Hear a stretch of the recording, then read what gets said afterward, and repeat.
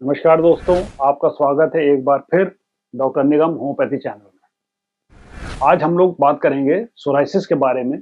Psoriasis के तमाम case मेरे पास आते रहते हैं। ज़्यादातर ठीक हो जाते हैं, कुछ ठीक नहीं होते हैं। सोराइसिस क्या है, मैं जल्दी से आपको एक बार बता देता हूँ। ये एक स्किन की बीमारी है। इसमें होता क्या है, रैश आता है जो अक्सर गोल गोल रैश होता है। उसके ऊपर सिगरेट पेपर की तरह एक स्केलिंग होती है। ये खुजली बहुत करता है और ये अक्सर घुटनों में, एल्बो पे, पेट पे, पैरों पे, स्कैल्प पे होता है। ये बहुत उलझन करने वाली बीमारी होती है क्योंकि ये ठीक नहीं होती, असाध्य रोगों में से एक होती है। और इस सोराइसिस के साथ एक प्रॉब्लम और भी होती है, ये साइकिल्स में होती है। कुछ लोगों को विंटर्स में बढ़ जाता है, कुछ लोगों को समर्स में बढ़ जाता है। ये बढ़ती है और फिर कभी-कभी कम हो जाती है।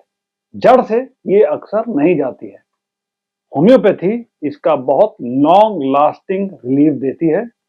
सोराइसिस दो प्रकार की होती है, लोकलाइज्ड यानी कि एक एरिया में, और जनरलाइज्ड यानी कि पूरे बदन में। लोकलाइज्ड जो सोराइसिस होती है वो होम्योपैथी से परमानेंटली ठीक हो जाती है, हो सकती है 10 में से 8 केसेस में। जनरलाइज्ड सोराइसिस होम्योपैथी आराम देती है, लंबे समय तक सोराइसिस को वापस लौटने नहीं देती, मगर कभी-कभी कुछ ट्रिगर्स की वजह से सोराइसिस वापस आ जाती है।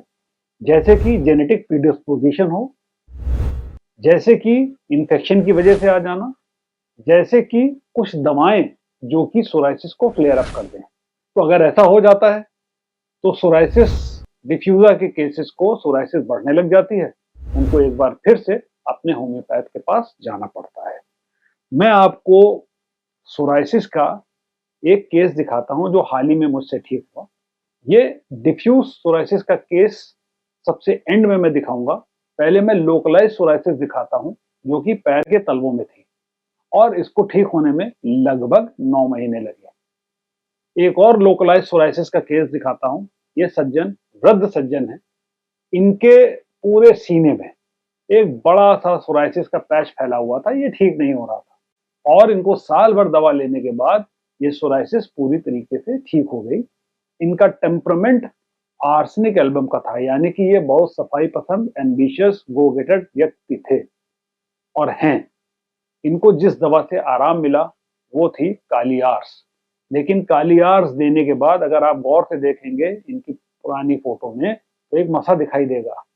दोबारा सोराइसिस ना आने पाए इसलिए आखिर में इनको एक दवा दी गई जिसका नाम था थुजा।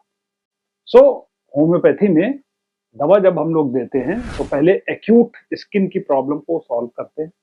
उसको सॉल्व करने के बाद जब हम क्रॉनिक दवा देते हैं या कॉन्स्टिट्यूशनल टोटलिटी बेस्ड दवा देते हैं तो फ्लेयर अप नहीं आता है, एग्रीवेशन नहीं होते हैं। अक्सर स्किन की बीमारी में खास तौर पे जब होम्योपैथी में हमारे पास कोई इलाज कराने आता है तो पहला सवाल वो मुझसे पूछता है, डॉक्टर साहब आप दवा से मेरी प्रॉब्लम बढ़ा तो नहीं दोगे? क्योंकि पास्ट में उसने ये झेला होता है कि होम्योपैथी की दवा देने से एग्रीवेशन हो जाता है। मैं उसको विश्वास दिलाता हूं, मैं आपको भी विश्वास दिलाता हूं कि एग्रीवेशन होम्योपैथी का जो होता है वो सही दवा को गलत समय पे दे दीजिए उसकी वजह से होता है, या गलत दवा को दे दीजिए उसकी वजह से होता है। अगर आप सही एक प्लान के साथ इलाज करते हैं तो होम्योपैथिक एग्रीवेशन नहीं होने पाता है। जैसे कि मैं आपको ये केस दिखा रहा हूं। ये एक यंग बच्चा है जो कि 26-27 साल का है। इसकी पूरी बॉडी में सोराइसिस था। आप इसकी पहले की पिक्चर देखें और बाद की पिक्चर देखें, इसके सीने पे आप देखेंगे और पेट पे देखेंगे पूरा सोराइसिस के लाल पैचेस थे जो पूरी तरीके से खत्म हो गए। इसके पैर की फोटो आप देखेंगे तो पैर में आप देखेंगे कि सोराइसिस से पूरा भरा हुआ था पैर। सोराइसिस के पैचेस दिन भर रात भर खुजलाता रहता था, वो पूरी तरीके से ठीक हो गई। दूसरे पैर की भी स्थिति ऐसी थी, वो भी पूरी तरीके से ठीक हो गई। तो ये कंपैरिजन जब आप देखेंगे तो आपको ये विश्वास होगा कि होम्योपैथी से सोराइसिस डिफ्यूजा भी ठीक हो जाती है। 10 में से 6 पेशेंट ऐसे होते हैं जो दोबारा लौट करके मेरे पास नहीं आते हैं। यानी कि उनको लॉन्ग लास्टिंग रिलीफ मिल जाता है।